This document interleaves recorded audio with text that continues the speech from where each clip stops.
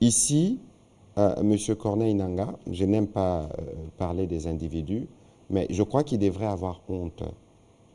Honte parce que lui, il a été à la tête de la Commission électorale nationale indépendante. C'est l'institution qui est chargée justement de travailler pour consolider la démocratie. On peut ne pas être d'accord lorsqu'on pense que son successeur fait peut-être mieux que soi. On peut être critique sur le travail qui est fait, mais de là, on voit des déclarations tapageuses, mais de là à franchir les caps d'un mouvement armé, c'est de ne finalement rien comprendre justement de la démocratie que lui, il était censé ou qu'il est censé lui défendre. On ne va pas lui faire son débat, il sait de quoi il parle. Mais vous savez, Madame Rachel, on a vu de mouvements rebelles politico-militaires se créer ici. Ces mouvements politico-militaires ne se créent pas dans un hôtel 5 étoiles dans une capitale étrangère qui n'est pas frontalière de la RDC.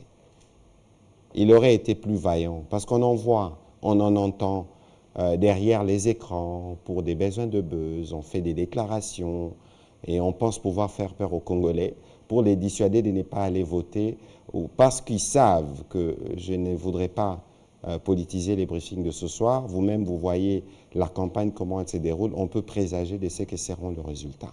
Et donc, c'est une forme, à mon avis, je ne dirais pas de lâcheté, mais écoutez, il aurait été peut-être plus vaillant alors en disant, à partir de tel coin, je fais ces déclarations. Bon, on va continuer. Et c'est tellement grave ce qui s'est passé que nous ici, nous vous disions qui sont ensemble contre la République.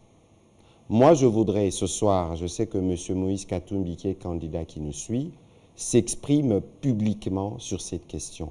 Sinon, nous allons conclure. Vous avez vu que lorsque M. Katumbi a commencé sa tournée en province orientale, vous avez vu M. Nangaa lui souhaiter la bienvenue et dire de lui tous les biens qu'il a dit. Donc aujourd'hui, comme nous pensons qu'il y a un complot contre la République qui part du Rwanda, avec évidemment les terroristes du M23 et qui s'y trouvent des alliés, notamment M. Corneille Nangaa, qui ne s'est pas gêné de s'afficher avec quelqu'un qui est réputé terroriste et qui a dit publiquement son soutien à un candidat qui s'appelle Moïse Katumbi et pour qui vous savez que sa campagne est battue, est faite par des trolls rwandais ou par les Rwandais, ils battent sa campagne sur les réseaux sociaux.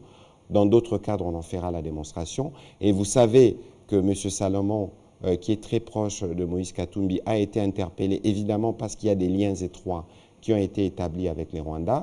Il y a un besoin, parce que nous considérons, je considère que M. Moïse Katumbi est un démocrate, il y a un besoin pour lui de se désolidariser publiquement de la démarche qu'a commencé M. Corneille Nangaa, même s'il n'a pas cité ses alliés, mais on peut présager, au regard de faits que je viens de relever ici, qui travaillent en synergie. Si ce n'est pas le cas, il faut qu'ils les disent publiquement. Auquel cas, nous allons considérer qu'ils sont effectivement ensemble contre la République.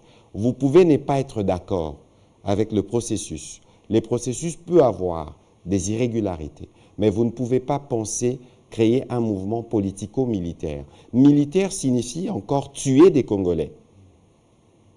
Est-ce que les Congolais ne sont pas déjà assez morts pour que quelqu'un qui était censé, lui, être, ou qui a été à un moment donné au cœur d'un exercice démocratique d'une commission électorale, puisse être celui qui veut la mort des Congolais? Parce que lorsque vous dites politico-militaire, ça veut dire que vous devenez rebelle, ça veut dire sûrement que peut-être demain il sera incorporé dans les rangs du M23, ça veut dire qu'ils sont responsables, il deviendra de ces faits responsable de massacres qui sont commis sur des populations. Est-ce que de cette manière-là, qu'on peut jouer un rôle de régulation ou de sauveur, parce qu'on pense peut-être on s'est réinvesti de pouvoir surnaturel pour venir sauver les Congolais qui seraient dans une forme d'enfer, entre guillemets, passez-moi l'expression.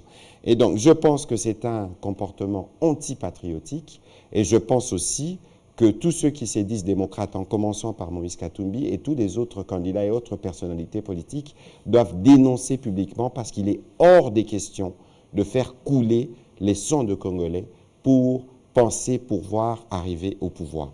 Et d'ailleurs, je pense que cet acte aura des conséquences. Aura des conséquences parce que le Kenya, par exemple, nous doit des explications.